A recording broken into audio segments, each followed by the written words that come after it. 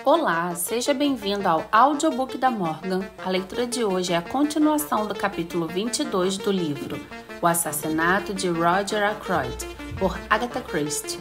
Mas antes, se inscreva no canal e ative o sininho das notificações. Continuação. Mademoiselle, devo lhe fazer uma pergunta, e você deve responder com a verdade, pois tudo depende disto. Que horas eram quando você e o Capitão Paton se separaram no quiosque? Demore o tempo necessário para que sua resposta seja muito precisa. A moça deu uma pequena risada, amarga e em sã consciência. O senhor acha que eu já não pensei nisso inúmeras vezes? Eram exatamente 9h30 quando eu saí para ir encontrá-lo. O Major Blunt andava de um lado para o outro no terraço. Então eu tive de dar a volta nos arbustos para evitá-lo.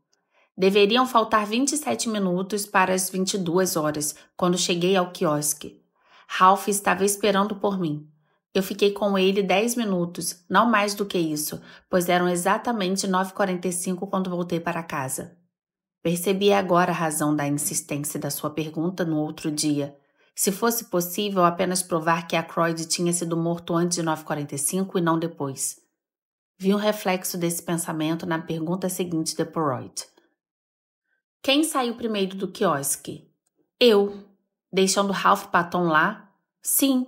Mas o senhor acha, mademoiselle, não importa o que eu acho, o que fez quando voltou para casa. Fui para o meu quarto. E ficou lá até que horas? Até cerca de 10 horas. Tem alguém que possa provar isso? Provar?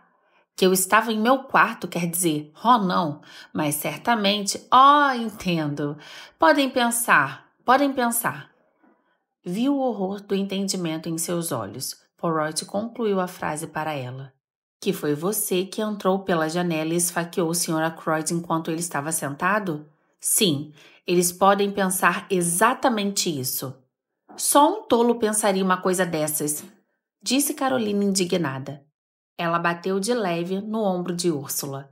A moça tinha o rosto escondido nas mãos. Horrível, ela murmurava. Horrível. Caroline a sacudiu amigavelmente. Não se preocupe, minha querida, ela disse. Monsieur Poirot não acha isso realmente. E com relação a esse seu marido, eu não acho grande coisa. E lhe digo isso francamente. Fugir e deixá-la para enfrentar a situação sozinha? Mas Úrsula balançou com força a cabeça. Oh, não! Ela clamou. Não foi assim, absolutamente. Ralph não fugiria por si próprio.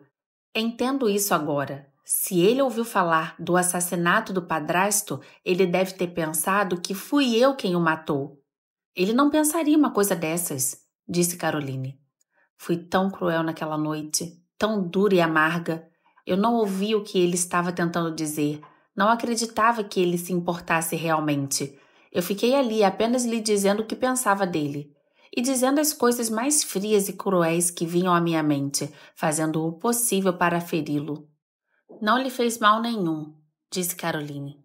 Nunca se preocupe com o que você diz a um homem. Eles são tão vaidosos que nunca acreditam que esteja sendo sincera quando não estiver elogiando. Úrsula continuou torcendo e destorcendo nervosamente as mãos. Quando o assassinato foi descoberto e ele não se apresentou, fiquei terrivelmente aborrecida. Por um instante, apenas me perguntei, mas eu sabia que ele não poderia. Mas eu queria que ele se apresentasse e dissesse abertamente que não tinha nada a ver com aquilo. Eu sabia que ele gostava muito do Dr. Shepherd e achei que talvez o Dr. Shepherd pudesse saber onde ele se escondia. Ela se voltou para mim. Foi por isso que eu lhe disse o que disse naquele dia.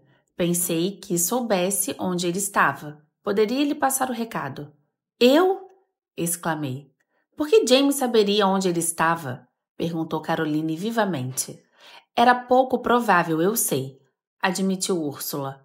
Mas Ralph falava frequentemente do Dr. Shepherd e eu sabia que ele provavelmente o consideraria seu melhor amigo em King's Abode. Minha querida criança, eu disse, não tenho a menor ideia de onde Ralph Paton está no momento. Isso é bem verdade, disse Poirot. Mas Úrsula segurou perplexa o recorte de jornal. Isso, disse Poirot, ligeiramente constrangido. Uma bagatela, mademoiselle.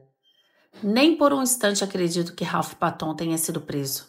Mas então, começou a moça devagar. Poirot continuou apressado. Há uma coisa que eu deveria saber.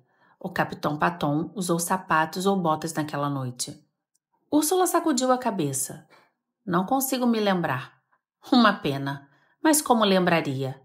Agora, madame, ele sorriu para ela, com a cabeça inclinada para o lado, sacudindo o dedo indicador eloquentemente. Sem perguntas. E não se atormente. Tenha coragem e coloque sua fé em Hercule Poirot.